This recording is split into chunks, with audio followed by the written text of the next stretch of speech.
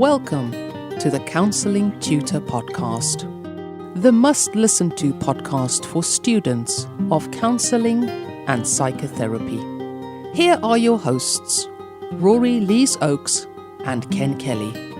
Hello, I'm Rory, and with me, as always, is Ken. How are you doing, Ken? Exceptionally well today, Rory. Thank you for tuning in. This is the Counseling Tutor Podcast, and this is episode 133. We're going to be discussing 3 topics related to counseling study, counseling practice, and psychotherapy, starting off with the first question, which is, can you become a counsellor if you have a criminal conviction? Our check-in with CPCAB today, which is our second topic. Kelly Budd spoke to Rory about a brand new book that CPCAB have just brought out, and that's called A Student Guide to Therapeutic Counselling. Can you give us an idea of what we can expect from our check-in today, Rory? Absolutely. Well, Kelly's going to outline their new book, and she's going to be talking in detail about a couple of the chapters of the book and how it will help students not only on CPCAB courses, but I think there's a generic element in there for students who are doing any course. I've been lucky enough to get a forward copy of the book, and I've read through it, and it's absolutely fab. So, worth listening to and worth checking out. Exactly what we would expect from CPCAB. And moving on to our last topic for episode 133, we're going to be discussing a topic that I guess it's not nice to look at it. It's called a living will or a professional will, and it is what do you put in place as a counsellor, as a psychotherapist, for your clients in case something happens to you and you're not around anymore, if you're in an accident or if you become critically ill or you pass away. What happens with your caseload? So we're going to be talking about that as well. But let's start off, I guess, on a lighter topic, if you can call it that, Rory, because we're talking about criminal records. Can you become a counsellor if you have a criminal conviction? Well, the answer to that question is yes. Through my career as a tutor, I've had the absolute privilege to teach some right, as we say in the north of England, some right rum custards. People who've a rum custard, it doesn't travel very well outside Manchester, England. That is someone who's had maybe a bit of a checkered past. And yes, in certainly in the UK, we have we have a judicial system which is all about helping people get back their lives and move their lives on. They paid the price of society, and what they're going to do is try and move their lives on. And I've worked with a lot of people who've had some quite serious convictions, and they have gone on to be counsellors, gone on to help people working. I can think of one person who worked in drugs and rehabilitation, helping people get back on track, and does only the other week, who does a fantastic job. But there are some things to consider. There are some convictions where it would be impossible for someone to be a counsellor, and that one of those convictions is what we used to call Schedule 1. Anything to do with sexual offending, you wouldn't be able to join an ethical body, and to be honest with you, neither would any organisation take you on as a counsellor. One of the things to consider here is that for those who go on to practice, you need in the UK a disclosing and barring check. The disclosing and barring service, which is a service which seeks out your criminal background if you have one, and shows it to the employer, and the employer can make a judgment. If you have a Schedule 1 offence of maybe something where it's a very, very violent crime, that may debar you. But there are some steps you can take. So if you're listening to this and maybe you have a criminal record, the first thing I would say to you is you need to approach your tutor at the training institute initially before you do anything, and explain what the offence is, and talk about it and speak to your tutor. Also, if you're at a college or a university in the UK, and I suspect this will be the same, probably across Europe and other countries, there's usually a health and safety officer, and you speak to the health and safety officer of the college or the university, and they're really good at understanding what offences may be deemed a risk. So there's a real conversation between the tutor and the health and safety officer. It's conversations I've had as a tutor. But yes, the answer to that question is that people who have a criminal past and who have getting their lives back on track can indeed train as counsellors. Yeah, and as you quite rightly said, Rory, it does depend, and the process. I can speak about the BACP here in the UK, and their process is that you would go onto your course, you would do your studies, and when you came to that part, which is usually year 2, level 4 on a diploma in the UK, where you would now be going into practice, and you would need to join a professional organisation. You would need to submit your details to the BACP, and if you did have a criminal conviction, you would need to submit a motivation.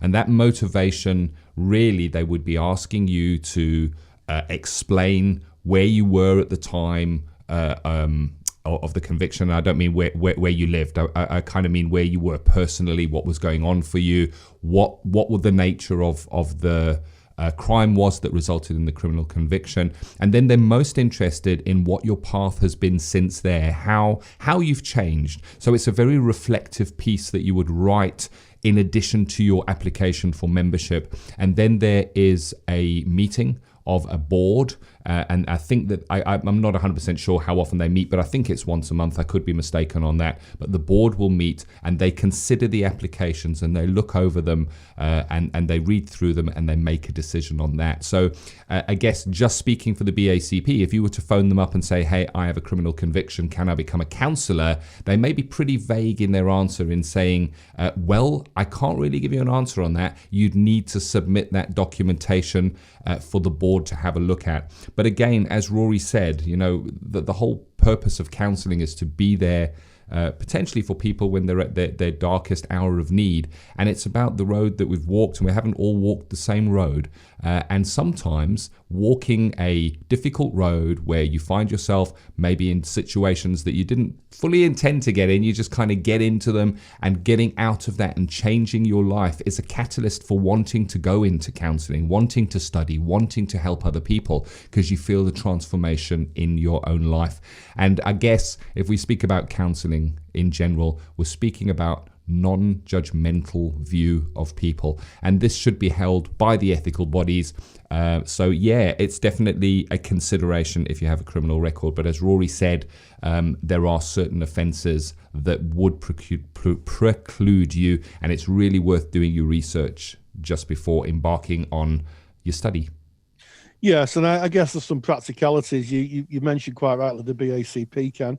I think UKCP or the Counselling Society or any ethical body would probably have the same type of procedures in place for someone who wanted to join them and go on to practice, who had a criminal record. I think there's some other things to consider. Clients do Google their therapists, and I can remember having someone contact me from prison who wanted to be a counsellor.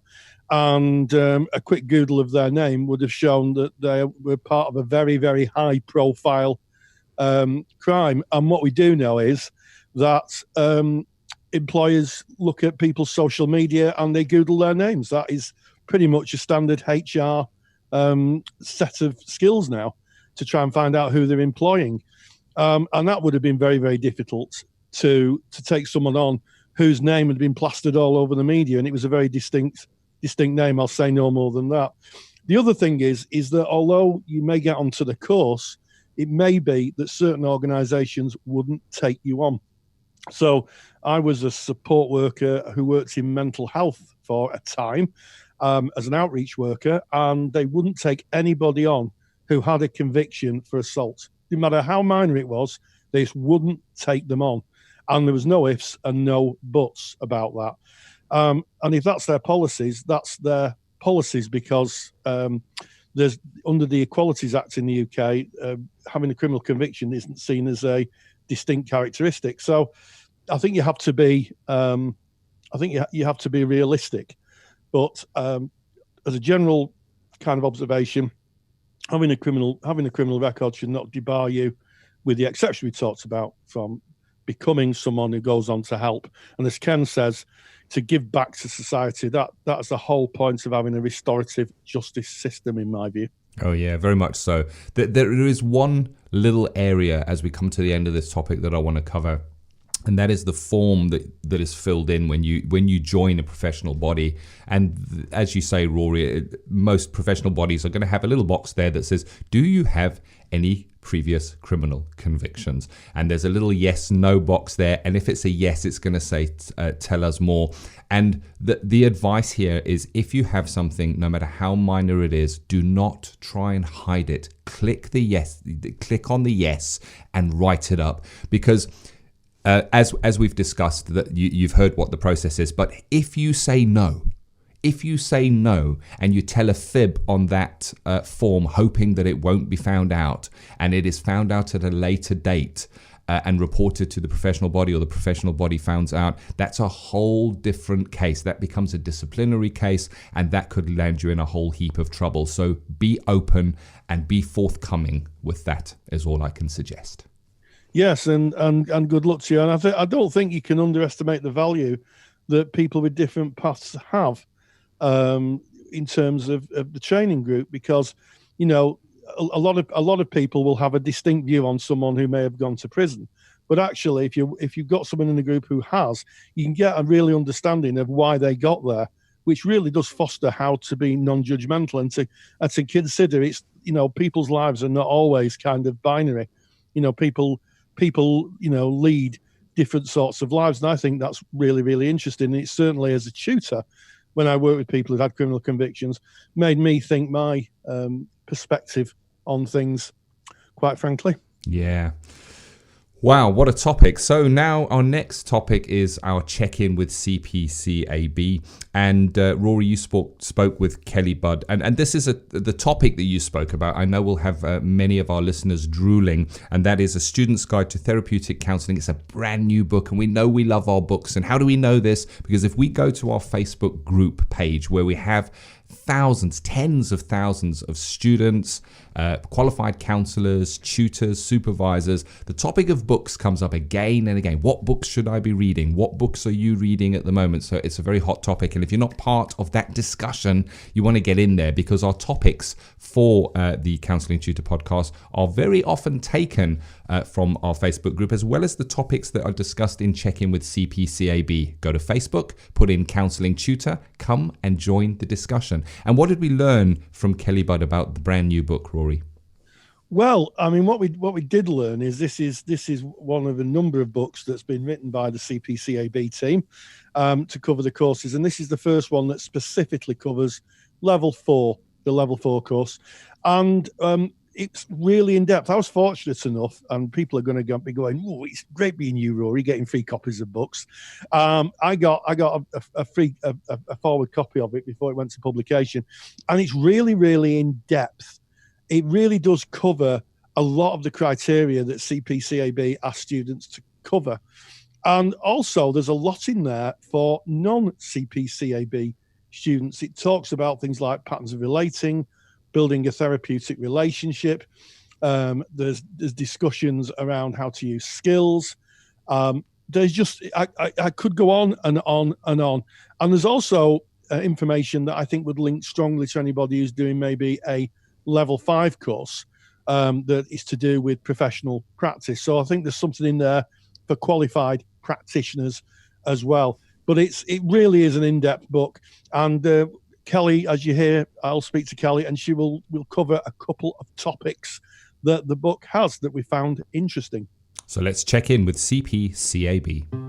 Check in with CPCAB. And here we are with Kelly Budd. And Kelly's got some exciting news for us, haven't you, Kelly? I certainly have, Rory.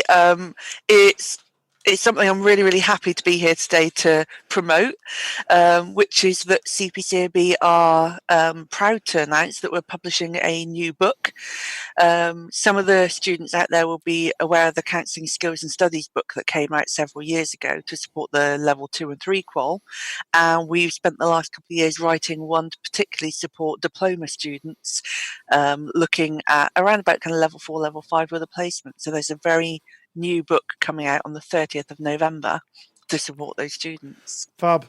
And I've been fortunate enough to get a forward copy of it, and I've had a little look through it, And it's very, very comprehensive. And I think what I like about the book, Kelly, is it seems to be written from a student perspective.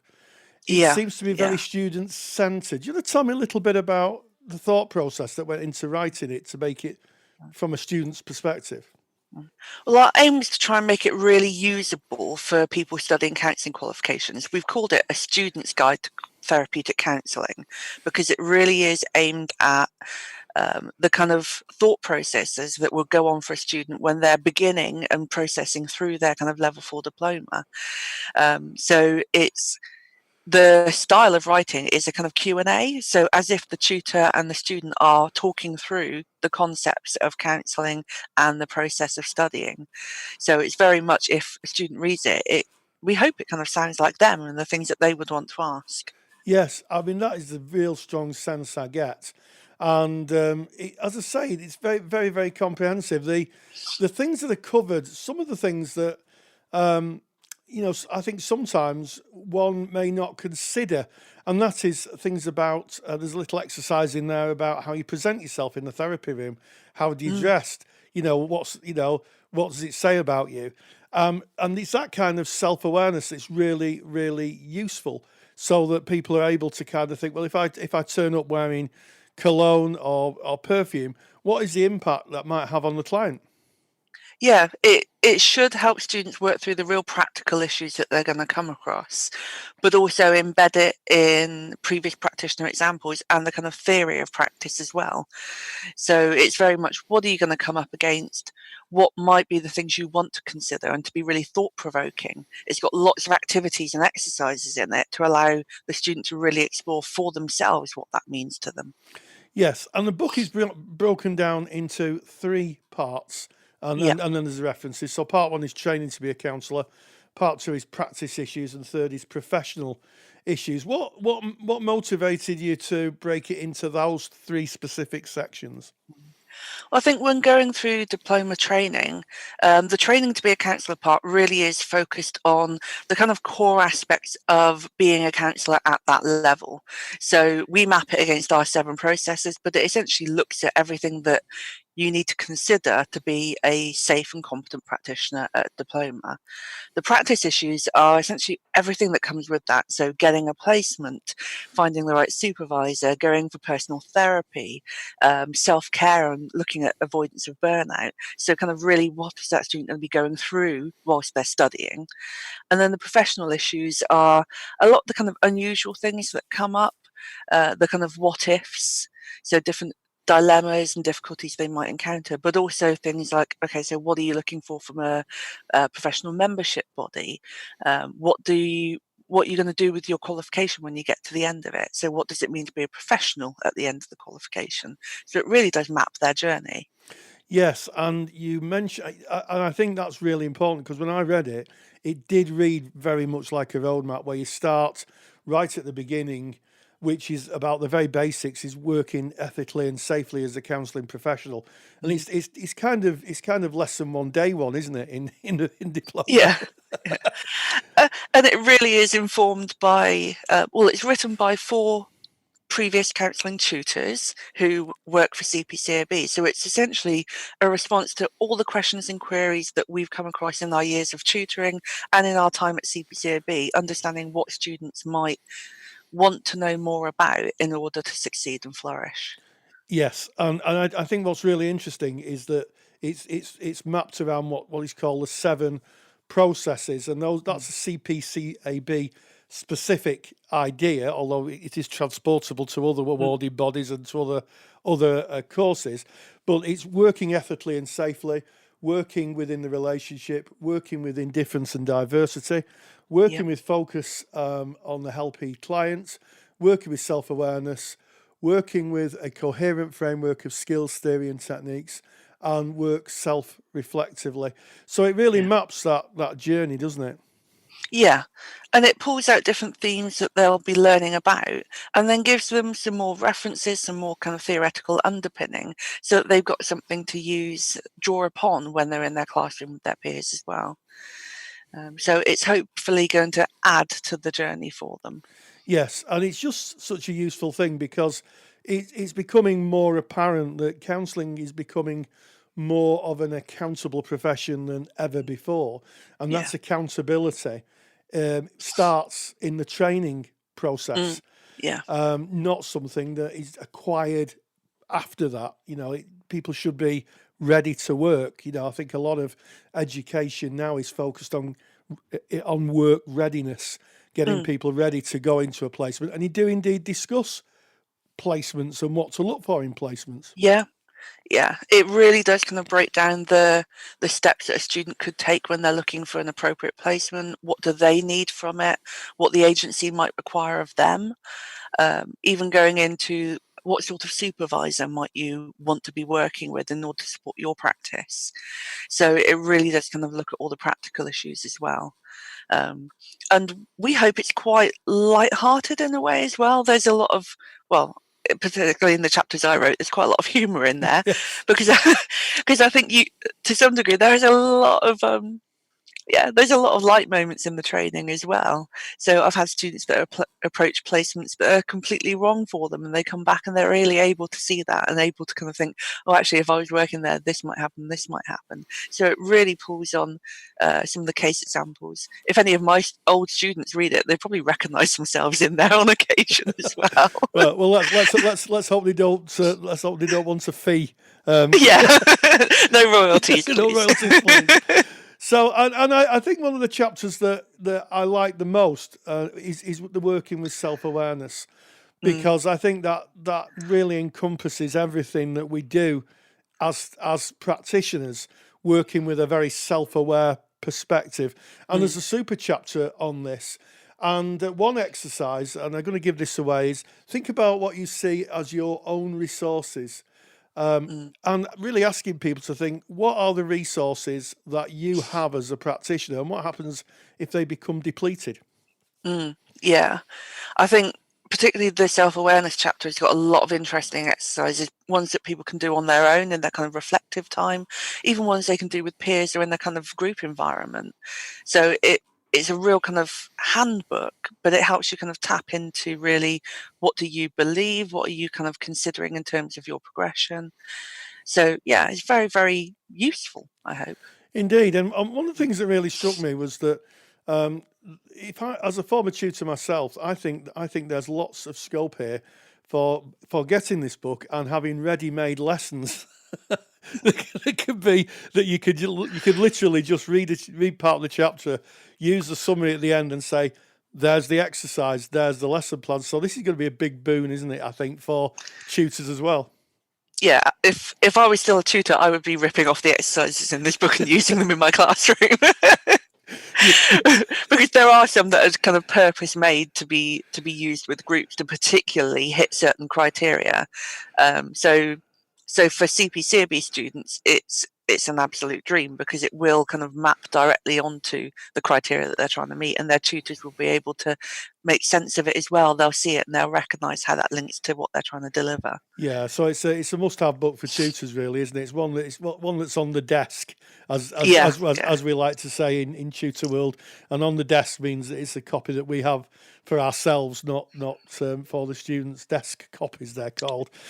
And finally, I think there's something for the qualified practitioner here as well. Coming towards the end, there's a section on living wills, something I think that probably a professional practitioner would be considering, someone who's working in maybe private practice. Yep, there are things in there on looking at how you would get your own insurance, your living will, kind of confidentiality and case notes. So the kind of real things that you would need to consider when you qualify and you're starting to move into practice. And it might be that your agency has got all of that set up for you, or a lot of those aspects set up for you, but you might be looking at progressing into private practice, and you really do need to start thinking about the additional professional kind of requirements that come with that. Absolutely. I'm going to spend a lot of time reading this book because I've got a free copy, and I'm sure there'll be people free copy. It's right for you, Rory, isn't it? And the answer to that is yes, it is. So the book's called A Student's Guide to Therapeutic Counselling. It's written by Kelly Budd, Sandra McKeever, Tracy Postings and Heather Price, who I know is a colleague of yours. Yes, It's published by Sage, and we will, and as I say, we will put some links into our page so that people can view it and make a decision. So, Kelly Budd, thank you very much. You're very welcome, Rory. Thanks very much. Check-in with CPCAB is proudly sponsored by CPCAB, the only awarding body run by counsellors for counsellors. To learn more about CPCAB qualifications and to get more detailed information on today's podcast topic, visit cpcab.co.uk. That was enlightening, and as Kelly mentioned, I mentioned, the links are in the show notes. And where do you find the show notes? Well, that's really straightforward. If you go to counsellingtutor.com and go to the podcast tab, you'll find the show notes and the links to the publisher and where you can buy and inspect the book on podcast 133. So click those links, have a look, and you too can see an outline of the book. Thank you very much for that, Rory, and Kelly, of course. So moving on to our final topic for episode 133, living will or a professional will. Tell us more. Well, yes, it's really, really interesting. A few months ago, a colleague of mine told me that one of his colleagues had suddenly died, and she'd left a professional will. And a professional will gave clear instructions on how to handle clients' data, how to contact the clients, how to wind up her practice should the unthinkable happen, which it did. And we're living in a more ethical environment now, and certainly for qualified colleagues, having a professional will really, really is a must have. And there's some real implications to not having a professional will. The first one is that you don't want your loved ones speaking to clients. Could you imagine the client phoning up and saying, my therapist hasn't turned up, and a bereaved relative saying, well, look, I'm sorry, but unfortunately, your therapist has died or is incapacitated.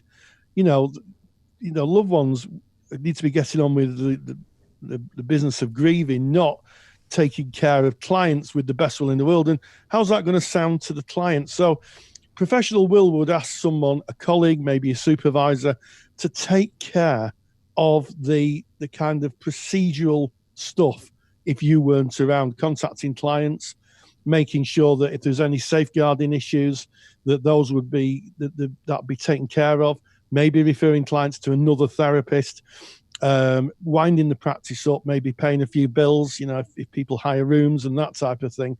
And as I say, there's a strong ethical implication. And I have made what I would call a really important handout. Doesn't matter if you're a professional therapist, someone who is qualified, or someone who's a student, go to the podcast tab 133 and download this handout. And I've made a professional will grid. It's not a legal document. I've got to say that. It's not a legal document, but it's going to be very helpful. It's a template. It's going to be very helpful in you kind of thinking about what you need to put in. And I go through step-by-step procedures of who you need to contact and how to set it up. So it's an essential download, really. Yeah, definitely. You can find that by going to Counselling Tutor, top of the page, podcast tab, episode 133, get Rory's download there. Lot to think about. And, when we kind of started this podcast, we said this is not a nice topic. It's never nice to think about you may die one day, but it is an inevitability, and it's going to happen to every single one of us. That's a certainty. But what happens if it is sudden and you're carrying that caseload? And this needs to be considered. When we contract with those clients, they come into us and they're bringing their life, they're bringing their story. Quite often, a relationship has built. A trusting relationship is built. Maybe notes have been taken that are stored somewhere. What happens to all of this information? How is it handled? Who does it go to? Who handles that for you? And as you quite rightly said, Rory, our loved ones, our family that may be working with our other will, they're not qualified to work with things like confidentiality. They haven't gone on a counselling course and studied what needs to be known about this. So it's about thinking about who you could trust with this? If this is not something you've done, who could you trust with this? Because it's big. It needs to be a colleague, and very often it can be a reciprocal deal kind of thing where not always it can just be one way where you would ask them if they would take care of it from you, but it may be a reciprocal where you say, I could look after yours, you could look after mine. That's something for you to talk about, but make sure they know about it so that they don't suddenly get this email out of the blue saying person has passed away and they have appointed you as. You'd want them to know about it beforehand. And as you quite rightly said, Rory, it's not just about your client load, it's not just about your case load, it's about the administrative and the financial parts of your practice as well. Direct debits, your insurance payments, your membership payments to a professional body. Who is going to contact those people and give the information, stop that, and kind of wind it up for you? As you said, Rory, is there any outstanding money on room rental or anything like that? And then the other thing to keep in mind with a living will or professional will is, how is the information given over? So for instance, if you have a client load that this person needs to contact to let them know, or to make arrangements for them, or to do a referral, or to hold them over that period as they find someone else, how is that information given over?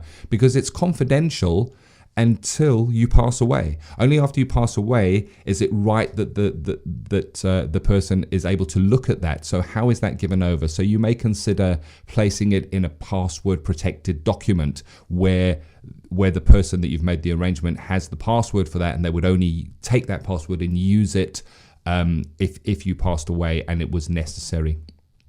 Yes, and I think also that we do live in a kind of litigious society. It's very possible that if this isn't done correctly, that relatives may very well be able to bring a case against the estate under, say, GDPR, General Data Protection Regulations, if the data isn't handled correctly. So it is something that we all have to consider. And I have a personal will. It's not something that you like to do because you're looking at your own mortality. I think people put making wills off for that reason. That's why a lot of people die without a will. And having had to tender an estate or to wind up an estate where someone hadn't had a will, I can tell you it was a complete nightmare, and it took forever because there was no clear direction from the person who isn't with us anymore of what to do and who to do it for. So I would say do that sooner or later. If you're a professional in practice, put it at the top of your agenda. Start making those plans. There's a super handout which tells you all the things you need to think about and the template. Download it and start putting that in place because, as Abraham Lincoln said, there are two things that are sure in life: taxes and death. Yeah. So there we have it. there you go. I want to give a shout out as well for one of our partners here at Counselling Tutor, and it's a company called Private Practice Paperwork, and you'll hear more from them on our podcast in the future. But they are Private Practice Paperwork, all one word.co.uk. They are worth visiting as well because they have a lot of paperwork that kind of covers practice, and they do have a clinical will template that you can download for them, which kind of gives you some insights. Go and have a look at that if you don't have one in place, if you're wondering where do I start with a clinical will. So privatepracticepaperwork.co.uk, one of our partners. This has been episode 133 of the Counselling Tutor podcast. We started off by asking, can you become a counsellor if you have a criminal conviction? Rory checked in with CPCAB and spoke with Kelly Budd today on a brand new book that they've just brought out called A Student's Guide to Therapeutic Counselling. And we ended speaking about a living will or professional will. Yeah, and as always, definitely stay grounded and stay safe. Take the stress out of your counselling studies and get the support of Rory and I by joining us in the Counselling Study Resource. Counselling Study Resource, or CSR for short, is the world's most comprehensive assignment guidance and study support resource for students just like you of counselling and psychotherapy. See how Counselling Study Resource can help you. Visit counsellingtutor.com. That's counsellingtutor.com. Thank you for listening to the Counselling Tutor podcast. Find the show notes for this episode on our website at www.counsellingtutor.com.